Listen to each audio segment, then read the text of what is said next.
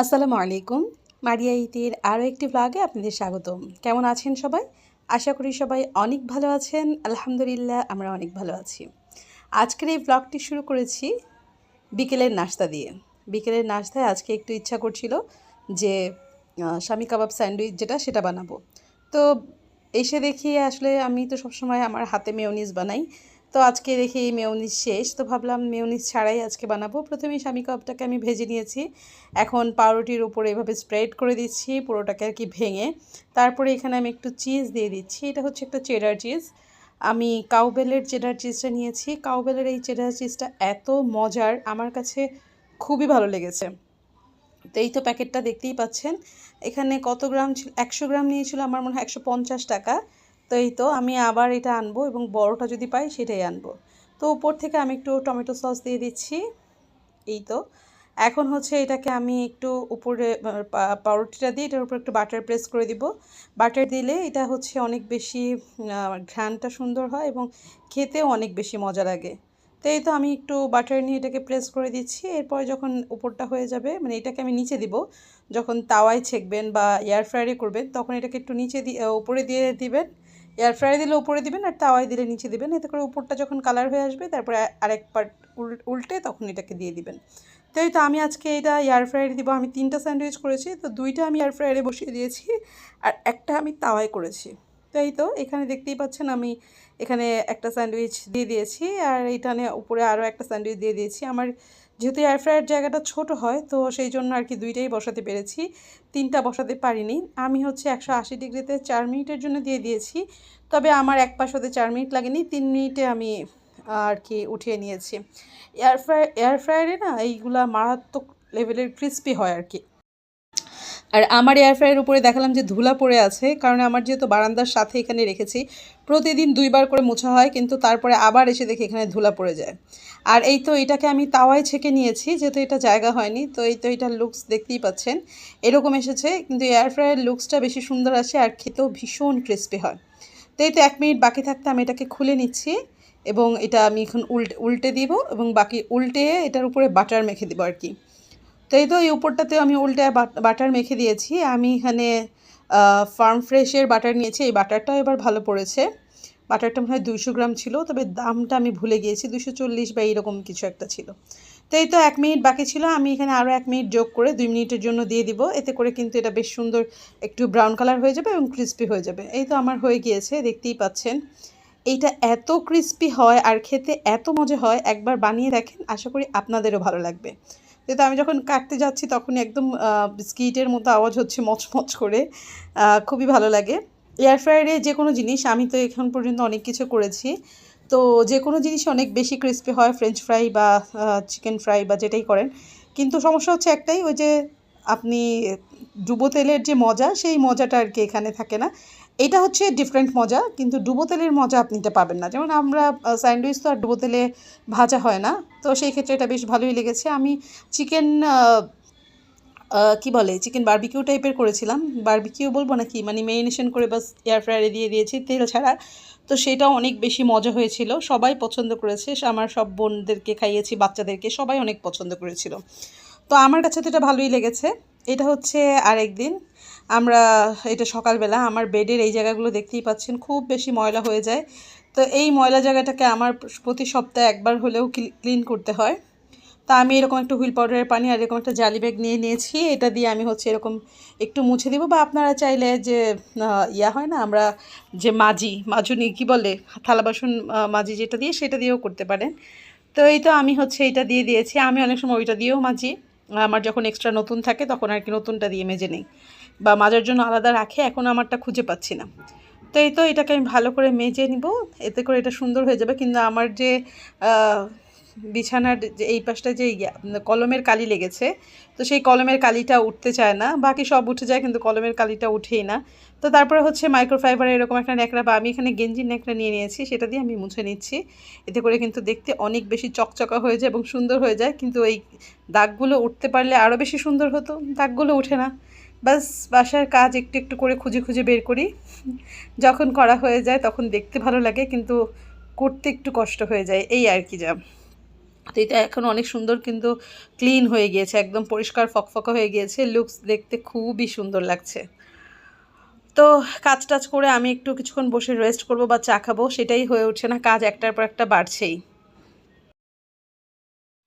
তো এই তো দেখতে পাচ্ছেন এখন কিন্তু খুব সুন্দর এটা পরিষ্কার এবং ক্লিন হয়ে গিয়েছে। ক্লিন করাটা কঠিন, কিন্তু ক্লিন করার পরে এটা দেখতে ভীষণই ভালো লাগে। তো এই তো, এই হচ্ছে আমার এখন আপাতত বেডরুমের লুক। আমার বেডরুমে আসলে অনেক ভালো বা অনেক গুছানো কিছু নেই, বাস নর্মাল। আমি বেডরুমে অনেক কিছু রাখা পছন্দও করি না, বাস এইটাই হচ্ছে আমার, এতটুকুই আমার বেডরুমে আমার ভালো লাগে। আর এই যে এখানে দেখছেন সাদা বিছানার চাদর, সাদা বিছানার চাদর দেখতে ভীষণই ভালো লাগে আমার, কিন্তু একদিন যাওয়ার সাথে সাথেই আমার বিছানার চাদরে ময়লা ভরে শেষ। এই যে যদি একটু একটু দেখা, এই যে বাচ্চারা মার্কার নিয়ে এখানে এসে হচ্ছে মার্কার দাগ লাগিয়েছে। আবার অনেক সময় চা নিয়ে এসে বসে, এই যে এইখানে হচ্ছে গিয়ে সেই চায়ের দাগ। মানে সাদা চাদর বিছানোর সাথে সাথে আমি কিন্তু এমনি আমাদের বেডরুমে কেউ খাবার নিয়ে আসতে পারে না, কারণ খাবার নিয়ে আমি ঢুকতে দিই না। তো তারপরে বাচ্চারা দেখা যায় মাঝে মাঝে একটু স্ন্যাক্স আইটেম নিয়ে এসে এখানে বসে পড়ে খাওয়া দাওয়া করে। তো এই আর কি। আর এই যে দেখতে পাচ্ছেন এখন কিন্তু মোটামুটি মানে সিম্পল, কিন্তু মোটামুটি একটু গুছানো মনে হচ্ছে, এই আর কি। এখানে হচ্ছে ডাইনিং রুমের টেবিলও আমি মুছা লাগিয়ে নিয়েছি। এখন হচ্ছে একটু সব রুমের ফ্লোরগুলো ঝাড়ু দেওয়া বাকি। তো এই তো, আমার ডাইনিং রুমে আসলে তেমন কিছু নেই, এইটা হচ্ছে গিয়ে একটা টেবিল আর এগুলোই আছে। আর এইখানে আমার একটা ফ্রিজ, এই ফ্রিজটা আমার অনেক আগের, মানে আমার বিয়ের শুরুতে এটা আমার মা গিফট করেছিল। তো এইটা হচ্ছে সেই ফ্রিজই। আর এই ফ্রিজটা আসলে আমার কাছে হচ্ছে অনেক মায়ার, যেহেতু আমার মা দিয়েছিল এইটা। তো নাফির বাবা অবশ্য কিছু নিতে চায়নি, জোর করে আম্মা এই ফ্রিজটা দিয়েছিল, বলেছিল। তখন আমি একদম নতুন বাসা নিয়েছি, একদম আমার বিয়ের সাথে সাথেই, যেহেতু আমার শ্বশুরবাড়ি সবাই গ্রামেই থাকে, আমার বিয়ের 1 মাসের মধ্যেই মোটামুটি হচ্ছে বাসা নেওয়া হয়েছে। আলাদা বাসায় নিয়েছি, আমাদের সাথে না, আলাদা বাসায় নিয়েছি। তো তখন হচ্ছে গিয়ে এই ফ্রিজটা আমার মা কিনে দিয়েছিল, যেহেতু তখন প্রচণ্ড গরম ছিল। আর আমাদের তখন আসলে কিছুই কেনা হয়নি আমাদের তখন। তখন হচ্ছে আমাদের একদম নিউ সংসার। তো নিউ সংসারে মানে কিনবো, মানে আজকে মাত্র উঠেছি, আর মা সেদিনই ফ্রিজ দিয়ে দিয়েছিল। তো এই আর কি। আর এই যে এইখানে হচ্ছে আমার আমার আসলে এটা ড্রয়িং রুম বলা ভুল হবে, কারণ আমার হচ্ছে আমি একটা জাস্ট বেড কাম সোফা এটার মধ্যে দিয়েছি, এটার বেশি অপশন রেখেছি বাচ্চাদের খেলার জন্য। তো এই আর কি, এইটার মধ্যে আমি বেশি কিছু ইচ্ছা করেই রাখিনি। আর এই যে ওদের খেলাধুলার ইয়াটা এই পাশে সাইড করে দিয়েছি, আর খেলনাগুলো আরেক জায়গায় আছে, আলমারির ভিতরে, খেলনার যে আলমারি সেটার মধ্যে আছে। আর এই যে ফারজান সাহেব, তিনি হচ্ছেন মোবাইল দেখছেন। এই রুমটা আসলে গুছানোর তো কিছু নেই, জাস্ট পর্দাগুলো আমি এখন এমন রেখেছি, বাইরে থেকে প্রচুর রোদ আসছিল, আর ফারজান যেহেতু এখানে বসে মোবাইল দেখছে, তো এই জন্য আর কি এইটা পর্দাগুলোকে আপাতত এভাবেই রেখেছি। এই রুমে আসলে গুছানোর মতো কিছু নেই, এই রুমে জাস্ট একটা বেড কাম সোফাই দিয়েছি, আর এই পাশে হচ্ছে একটা কম্পিউটার টেবিল আছে। এই যে কম্পিউটার টেবিল, আমার কম্পিউটারের অবস্থাও খারাপ, এটা নাফির বাবার স্টুডেন্ট লাইফের কম্পিউটার, তো এই জন্য আর কি এটার ছালবাকল সব উঠে গিয়েছে, এই যে দেখতেই পাচ্ছেন। একদম নাফির বাবা যখন পড়াশোনা করে এটা তখনকার কম্পিউটার। তো এই জন্য আমার ঘরে সব জিনিসই মোটামুটি পুরাতন, আহামরি নতুন কিছু নেই। আর এই সাইনটা তো আমার অনেক পছন্দের, আপনাদের সাথে এটা বেশ কয়েকবারই আমি শেয়ার করেছি। এই পাশে হচ্ছে আমার কিচেন। কিচেনে হচ্ছে মোটামুটি পুরোপুরি পরিষ্কার করিনি, আমার কিচেন আসলে অনেক আপডেটেড কিছু না, আমার পুরো সংসারে আপডেটেড কিছু নেই, যে খুব সুন্দর খুব গোছালো এরকম কিছু নেই, বাস নর্মাল সব কিছু আমি হচ্ছে নর্মালি রেখেছি। যেহেতু প্রথমত ভাড়া বাসায় থাকি, এই ব্যাপারটা তো আছেই, ভাড়া বাসায় থাকার পর অনেকে অনেকভাবে আবার গুছিয়েও রাখে। আমি আসলে অত গুছগাছ না, যতটুকু পারি নিজের মতো করে অতটুকু গুছানোর চেষ্টা করি আর কি। আর এইটা হচ্ছে এয়ার ফ্রায়ার। আর ওই পাশের যে বারান্দা, ওই বারান্দাটায় আমি আমার সব ঝাড়ু, তারপর হচ্ছে গিয়ে একটু সামনে এই যে ঝাড়ু, তারপরে আমার হচ্ছে যেহেতু সিলিন্ডারে রান্না করতে হয়, তো এই সিলিন্ডারে রান্না বান্নার জিনিসপত্র। আর ওই পাশে একটা হচ্ছে বেসিন আছে, এতটুকুই। আর এয়ার ফ্রায়ারটা এবার হচ্ছে খুব বেশি দিন হয়নি, 1-2 মাসের মতো মনে হয় হয়েছে। তো এই কিচেন পুরো ক্লিন করতে হবে, তাই এখন আর আপাতত কিচেনে যাচ্ছি না, অন্য কোনো সময় আপনাদেরকে সাথে কিচেনটা শেয়ার করবো ইনশাআল্লাহ। তো আমার এখানে কাজ শেষ, এখন হচ্ছে এই লিচুগুলো নিয়ে নিচ্ছে। এই লিচুগুলো নাফির বাবা দিনাজপুর থেকে আনিয়েছে অর্ডার দিয়ে বলতে ওনাদের অফিসের সাইড ইঞ্জিনিয়ার ছিল, তাদেরকে বলেছে, তারা নিয়ে আসছে। 300 লিচু এনেছে 2400 টাকা দিয়ে, এক মানে 100 লিচুর দাম 800 পড়েছে। লিচু খেতে অনেক মজা, তবে আমার কাছে অনেক এক্সপেন্সিভ লেগেছে। নাফির বাবাকে আমি বলেছি যে আপনার এত দাম দিয়ে আনা উচিত হয়নি। তো এই তো মা ছেলে হচ্ছে বসেছি এখন লিচু নিয়ে, দুজন মিলে লিচু খাবো। আমার বড় ছেলে যিনি, তিনি হচ্ছে কখনোই নিজে নিজে কোনো কাজ করবে না, সব কিছু আমার উপরে ডিপেন্ড করবে, মানে সে নিজে ইন্ডিপেন্ডেন্ট না। আর আমার ছোট ছেলে যিনি, তিনি কোনো কাজ আমার হাতে করবেন না, সে সব কাজ নিজে নিজে করবেন। তার ভাত খাওয়া বা যে কোনো কিছু খাওয়া নিজে হাতে খাবেন। তারপর হচ্ছে যে কোনো প্যান্ট পরা বা হচ্ছে জুতা পরা সব নিজে করবেন। মানে ওর যত কাজ সব ও নিজে করবে, কিন্তু অন্য কাউকে দিয়ে করানো ওর পছন্দ না। কিন্তু বড় ছেলে পুরো উল্টা।